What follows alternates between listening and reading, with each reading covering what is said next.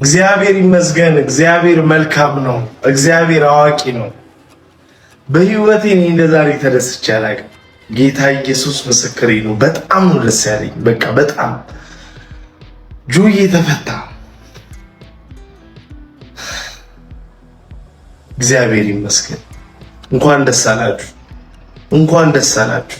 ከአየር መንገድ ደህንነት ጋር ተያይዞ በወንጀል የተከሰሱት እነ ዮሐንስ ዳንኤል ከእስር እንዲፈቱ ትዕዛዝ ተሰጠም። የፌዴራል ከፍተኛ ፍርድ ቤት አንደኛ ልዩ ከባድ ወንጀል ችሎት ከኢትዮጵያ አየር መንገድ ደህንነት ጋር ተያይዞ እነ ዮሐንስ ዳንኤል ወይንም ጆን ዳንኤል በእስራት እንዲቀጡ ወስኖ የታሰሩት በቂ ስለሆነ ከእስር እንዲፈቱ ትዕዛዝ ተሰጥቷል።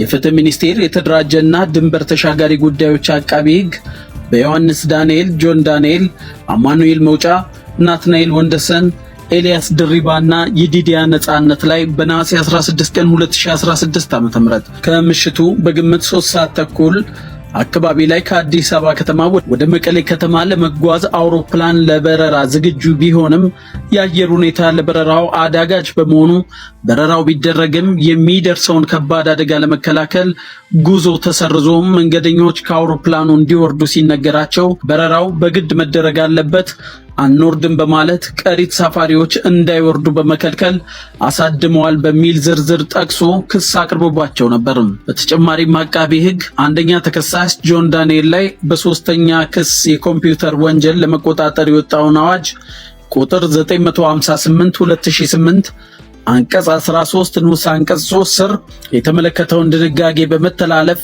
ክስተቱን ቲክቶክ በተባለው ማህበራዊ ሚዲያ በተንቀሳቃሽ ምስል ቀርጾ በቀጥታ ስርጭት ማስተላለፍም የሚል ክስ አቅርቦበትም ነበር።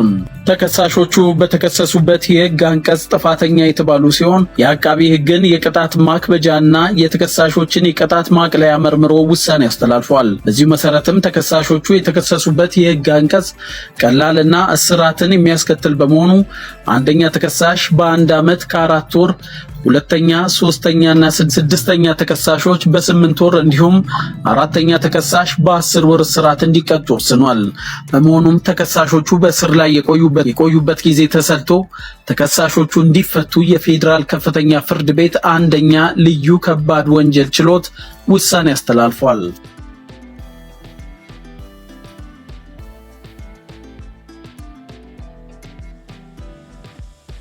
እነ ጆን ዳንኤልን ከእስር መፈታት ወይም ደግሞ ከእስር እንዲፈቱ ውሳኔ መተላለፉን ተከትሎ ብዙዎቹ ስንት ዓመት ተፈርዶባቸው ነው የሚል ጥያቄን ስታቀርቡልኝ ነበር። ታዲያ ይህንን መረጃ ዝርዝሩን ልንገራችሁ። ፌዴራል ከፍተኛ ፍርድ ቤት አንደኛ ልዩ ከባድ ወንጀሎች ከኢትዮጵያ አየር መንገድ ደህንነት ጋር ተያይዞ በወንጀል የተከሰሱትን እነ ጆን ዳንኤልን ማለት ነው በእስራት እንዲቀጡ ወስኖ የታሰሩት ግን በቂ ስለሆነ ከእስር እንዲፈቱ ነው ትዕዛዝ የሰጠው። ታዲያ ተከሳሾች በተከሰሱበት የህግ አንቀጽ ጥፋተኛ የተባሉ ሲሆን ችሎቱ ታዲያ በዛሬው ዕለት የአቃቢ ሕግን የቅጣት ማክበጃ እንዲሁም ደግሞ የተከሳሾችን የቅጣት ማቅለያ መርምሮ ነው ውሳኔ ያሳለፈው። በዚህም ታዲያ ተከሳሾች የተከሰሱበት የህግ አንቀጽ ቀላል እስራትን የሚያስከትል በመሆኑ አንደኛ ተከሳሽ በ1 ዓመት ከ4 ወር ማለትም እንደሚታወቀው እሱ 2016 ነሐሴ 16 በቁጥጥር ስር መዋላቸው ይታወቃል። 1 ዓመት ከ4 ወር አካባቢ አሁን ላይ ታስሯል ማለት ነው። ይህ የጆን ዳንኤል ውሳኔ ነው። ሁለተኛና ሶስተኛ እና እንዲሁም ደግሞ ስድስተኛ ተከሳሾች ደግሞ በ8 ወር እንዲሁም ደግሞ አራተኛ ተከሳሽም በ10 ወር እስራት እንዲቀጡ ወስኗል። አራተኛ ተከሳሽ ታዲያ ኤልያስ ድሪባ በቀድሞ ስሙ ዳዊት ድሪባ እንደሆነ ልብ ይላል። በመሆኑም ታዲያ ተከሳሾቹ በእስር ላይ የቆዩበት ጊዜ ተሰልቶ ተከሳሾቹ እንዲፈቱ የፌዴራል ከፍተኛ ፍርድ ቤት አንደኛ ልዩ ከባድ ወንጀል ችሎት ውሳኔን አሳልፏል። በዚህም ታዲያ ከጆን ዳንኤል ውጪ ያሉት ሌሎች የወረቀት ስራዎችን እየጨረሱ ይገኛሉ። ዛሬ የሚፈታሉ ተብሎ ይጠበቃል። ጆን ዳንኤልም ከ15 ቀን በኋላ ይፈታል። በዚህ መሃል ላይም የሚፈታበት እድል ካለ መረጃዎችን ወደ እናንተ አደርሳለሁ። ለማንኛውም የጆን ዳንኤል ቤተሰቦች፣ ወዳጆች፣ አድናቂዎችም በድጋሚ እንኳን ደስ ያላችሁ ማለት ፈልጋለሁ። እኔ ኢቭን ያንን ጊዜ ያኔ ከጆን ዳንኤል ጋር ጆን ዳንኤል ያስገብቶች ያኔ ካስተዋወቀም በኋላ እኔ እንኳን ስንቴ ልኬልሽ አልነበረ? ስንቴ ልኬልሽ እኔና አንቺ አብረን አልገባንም? እግዚአብሔር ምስክሬ ነው። አብረን አልገባንም እኔና አንቺ። ያ ለተለያዩ 3 4 ነቅለህ ስትወጣ ምን አድርጌው ነው ይልሻው ይሄን ነገር እኮ ነው የምልሽ። አሁን ማበረታታኝ ኖርማል ነው እንደዛ አይደለም። ይሄ ማበረታታት ሳይሆን ማለት ነው ያንን ቀን ገባሽ? እኔ የነበርኩበት ሙድ ልክ አልነበረም። ተቃጥቼ ተናድጄ ምናምን ነው። ከዛ በኋላ ብዙ ጊዜ አብረን ገብተናል እኮ እኔ ሂዊን የራሴ ልክ እኮ አስገብቻታለሁ። ገባሽ አይደለ? ግን እዛ ጋር አንቺ እኮ ልክ ነሽ። ምናልባት ሌላ ነገር ሊመስልሽ ይችላል ምናምን ነገር ገባሻ? እኔ እዚህ ጋር ራሴን ንጹህ ለማስመሰል ወይም ደግሞ ጥሩ ነው ለመባል ምናምን አይደለም። ገባሽ? ሐቁን ነው የምነግርሽ። ገባሽ? አሁን አንቺ ጋር አሁን አንቺ የማትመችኝ ከሆነ ቀድሞውኑ ፎሎ አላረግሽም። ለምን ፎሎ አረግሻለሁ? ተረዳሽኛ? እኔ ግን አንቺ ራሱ ላይቭ ገብተሽ እኔ ራሱ ልኬልሽ አውቃለሁ። በጣም ብዙ ጊዜ በጣም ነው ትዝ የሚለኝ። ያልሽውም ቀን ትዝ ይለኛል። እኔ ከራቼ ጋር ተጫውቼ ምናምን ተቀጥቼ መጥቼ ምናምን ነገር ደብሮኝ ነው ራሱ ለቅዬ ወጣሁ። ገባሽ? አንቺ ስለገባሽ ወይ ምናምን አልነበረም። አመሰግናለሁ ነው you remember እኔ አረሳም። ጌም እንዴት እረሳለሁ? ስራዬ እኮ ነው። ምንም የዛሬ 3 ዓመት ነው የዛሬ 2 ዓመት ነው አረሳው። እኔ አረሳም መቼም አረሳም። ገባሽ?